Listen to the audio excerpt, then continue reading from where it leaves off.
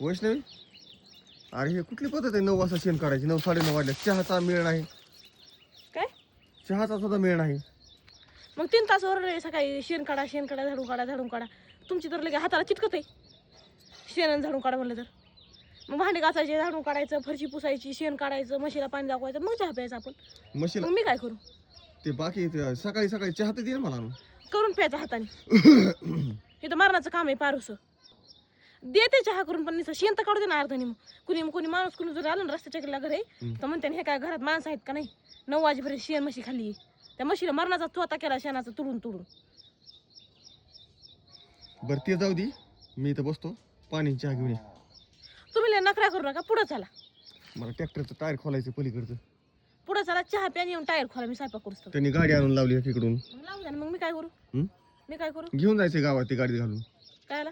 Puncture झाली. मग मी काढून देऊ का? अरे तू चहा आणून दे म्हणा, मी टायर खोलतो तो पाणी चहा आणून दे. डोकं फिरू नका बरं सकाळ. फिरवीत नाही डोकं, फक्त चहा आणून दे मला. देते आणून बस तिथं. हं. साहेब आहेत तुम्ही, ती एक तुमची एवढी. साहेब आहे मी तुझा. आज काहीतरी वेगळं वाटतंय पण. काय हं? काय बांगड्या हेन. मग आता गावाखाल्या करावंच लागतं तसं. गावाखाल्या राहावंच लागतं तसं.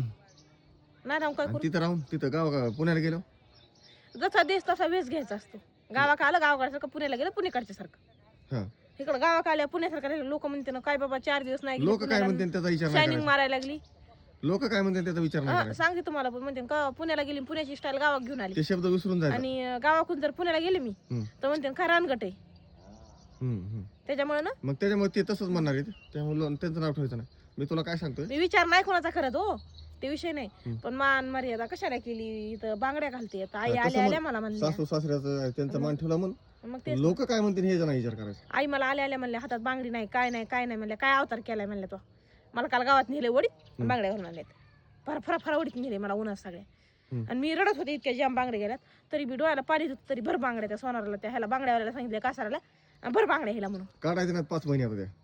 सांगितलंय. तुमच्या आईने एक पण बांगडी फुटली नाही पाहिजे म्हणून. मला म्हणले आम्ही 4 डझन बांगड्या घालतो म्हणले. आमच्या आप घालती काय म्हणल्या बिना बांगड्याची राहून. अजून 2 डझन घालायचे ना मग तू. ह्याच महाग सरकारनं काय 2 घालता? भाकरी तर काय आल्या पाहिजेत का? भाकरी कमी, काचच भाकरी जास्त जाते ना पिठात पेक्षा, म्हणून कमी घातल्या. बरं बघा चहाचं बघा. तरी हातातल्या 6 फुटल्यात. सकाळ आईच्या शिव्या खाणार आहे मी, आईने बघितलीच नाही आज. बरं चहाचं बघा. काय माणूस आहे किती बी गुलू आपण हाताने चहा करून पिला असा कबच म्हणत नाही. अशी शियानाचा अशी रंगोळी खेळा तुमच्या संग ना, अशीच लयच भारी वास येतोय ना. एकच नंबर वास येतो, एकच नंबर.